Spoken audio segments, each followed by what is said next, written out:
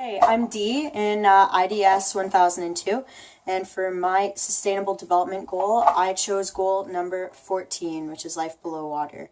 I chose this goal because not only am I a student in international development, I'm also a student in environmental science, and as such, I believe in the connection between everything in the environment and our connection with the environment, but also the strong connection that the ocean has with the rest of the world, and sort of how the health of the ocean reflects, in many ways, the overall health of the planet.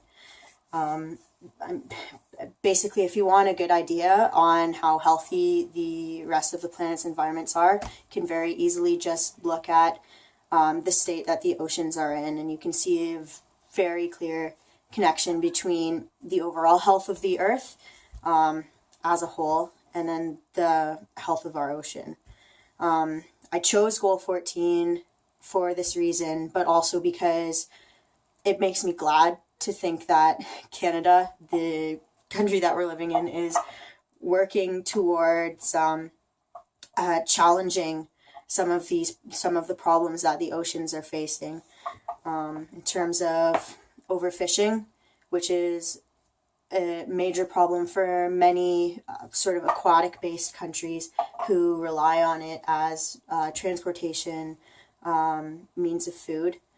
There are lots of people now in the world that aren't able to get the nutrition that they need because they are relying on fishing as a main source of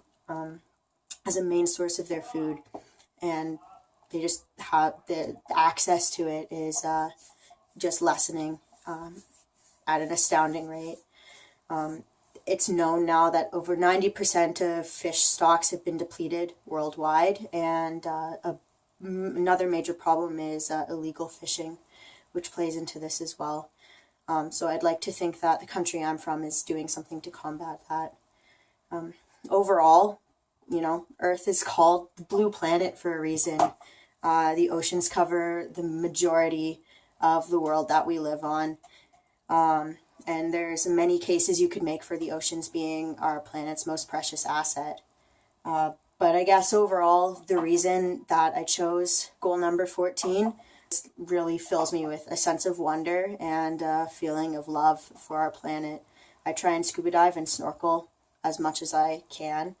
And unfortunately, I'm not an aquatic naturalist. I'm not any kind of naturalist. But even I can notice the few times that I do go snorkeling and scuba diving, the vast difference between, coral vibrancy and coral diversity, to name one thing, as a result of acidification.